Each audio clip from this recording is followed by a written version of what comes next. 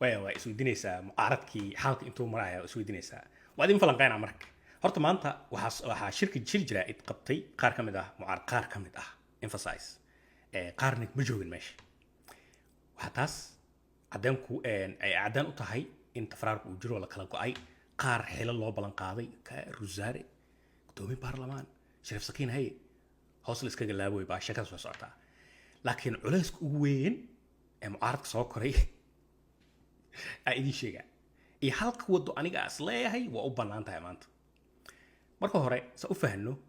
doorashadii hadda xasan sheekh iyo farmaajo ay ku tartameen 3 sano iyo bar ka hor iyo tii kasii horreysay ee sheekh shariif iyo tii kale kasii iyo tii xasan sheekh laftirkiisa markii uu madaxweyne ilaa dib u laabo ilaa waxaa tagtaa cabdiqaasim salaad xasan tag xataa cidda aragtid ay diid iyo cali mahdi iyo dib ugu laabo doorashooyinka soomaaliya dalal shisheeye fangarayn jiray mucaaradka iyo muxaafadka iyo mogtahay baasha laga dawoodi jiray tusaale yar haddaan kusoo qaato dowladii hadda aan dhahay doorashada ugu dambeysay xasan sheekh iyo farmaajo qadara wadatay kal iyo laab u fangaraynaysa soomaa laba dal kalena way wateen xasan sheekh iyo kooxdiisana waxaa watay turkiya dhihin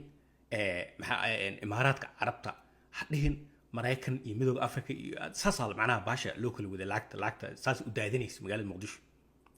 haddaa weli tuhum qabtid waxaa rabaa inaan ku xasuusiyo ra-iisul wasaarihii hore ee soomaaliya roble intuuna soo hor istaagay waa markii uu ra-iisul wasaare noqday qadar aan dhahay imaaraadka boorso lacag 10 milyan ay ka buuxdo magaalada muqdisho laga soo dejiyey oo la rabay baasha in la kala basareysto dadka xasuusto 10 milyan oo dollar oo boorso lagu wado inta lagu sheegay wadan musuqmaasuq ku jir kaliya ka dhacdaa waa tuu roobna na soo hor istaagay rooble uu yiri lacagtii waa heena waa karaal gelinayna imaaraadka carabta dib aa ladin siinaa waa markii maxaa lahaa dantooda ay gaareen oo soo doortay waxaa rabaa rooble hadalkiis inaa idin fasaxo si xasuusa u gashaan waxaan rabaa sidoo kale inaan u caddeeyo dowladda aan walaalaha nahay ee imaaraadka carabta inaan u hayno lacagtoodii xilligaas laga qabtay waxaan u sheegayaa ka xukuumad ahaan inaan diyaar u nahay inay qaadan karaan xilli kasta oo ay diyaar u yihiin waana soo dhowaynaynaa wixii dhacayna waa idinka raalligelinaynaa bog cusub aan bilowno sidoo kale waaya marka sheekada intaas marayso oo aad fahantay in dalal shisheeye boorso lacag intay kasoo buuxiyaan magaalada muqdisho ay keenayeen si xil musharaxiinta iyo loo kala gato intaas marka ili fahantay waxaa rabaa inaad dib ugu soo laabato maantadan la joogo 2025 turki dantii uu kala hayo soomaaliya wuu gaaray ciidamuu u tababartay meeluu qabsaday saldhigii u dhistay soomaaliya maanta asaga waxay u tahay proxy oo wuxuu rabo ka samaysan karaa cidduu rabo wuxuu rabo ka saxiixan karaa wax ka hadlaynaa madaxda maanta jagada fadhiso xashim maxamuud iyo gudoomiye baarlamaanka hadda joogo iyo wasaaraha hadda joogo cabdiqaadir maxamed nuur iyo wasiirada kulli turkiga dhag uu ka dhigtay marka turkiga ma rabo hadda qalqal inay sheekada ka gasho ma rabo si fiican ay baash ugu kala socotaa tuba u sugan saldhig labaad ee ugu weyn ee militariga uu hadda magaalada muqdisho ka dhisanaya gantaalo iyo baalka cirka loo dirayay iyo balaayo dhan aan ninka u kala socoto Erdogan waa u kala socotaa sidaas awgeed habarteeda ay ka tahay inuu fangareeyo koox kale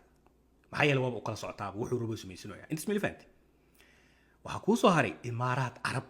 oo kooxda mucaaradka ee warqad u direen ee dhaheen fangareeyo xasan saameysha uga tuurnay imaaraad carab way soo jawaabeen waxay dhaheen aniga boosaaso kismaayo way joogaan ogaada boosaasna way joogaan imaaraadka carabta xitaa saldhigii militariga ka dhisteen iyo berberina way joogaan war annagana way noo kala socotaa waxba idinma heene baxa iska celiya ninka xasan allah imaaraad carab asne tuba u suran dantii uu kala hayo soomaaliya wax alaali wuxuu lacag bixin karay wax alaali wuxuu musharax lacag ku tuuri karay wuu ku tuuray hadda meel fiican ay u maraysa asagana gadaco u jeefaa in qalqal baasha laga geliyo ma rabo markay sheekada meeshaas marayso haddana waxaa dib u fiirisaa sacuudiga iyo qatar iyo kuwait ayagana hadda tusaale ahaan dekada baraawe shaqaa socoto oo kuwait ee fangare ee ku jirto sacuudiga uu ku jiro dekad labaad dekad saddexaad dekad afraad dekad shanaada la dhisanaya dalka marka dantii dadkii wax bixin jiray ee fangareyn jiray doorashadii ololaha doorashada iyo musharaxiinta iyo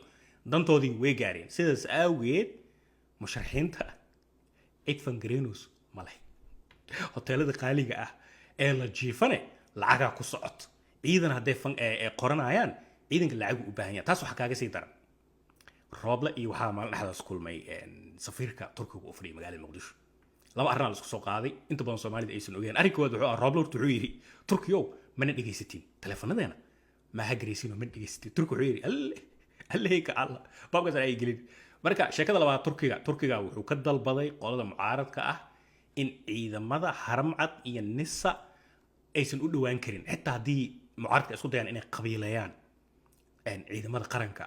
أو سيد هذا كورد عاد أو كله إذا ما قارئ صوب قصتان معارض كألا صفتان عشان عز ده عاد تركي وحوي رنميه هو أنا عيدم كأتو برتي أو حستي هايجا برنامجنا فرائي قاعدة رب الحوي واي أوكي إن مريكان وهذا مدوب أفريقيا وهذا مركز دنب iyo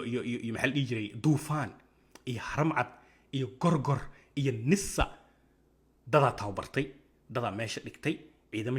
dad dalal shisheeye ilaa hadda turkiga iyo maraykanka iyo midooda yurub iyo midooda afrika iyo afan gareysto ciddaan ee ciidamada qaranka anaga nisa ay calanka soomaaliya halkaas ugu dhigan yahay dowladdu ma siisa lacagta dalal shisheeye lacagta dalal shisheeyene si toos ula hadleen mucaaradka waxay dhaheen ciidankayga waraa haga taabanin marka meeshaas marayso oo musharaxiintana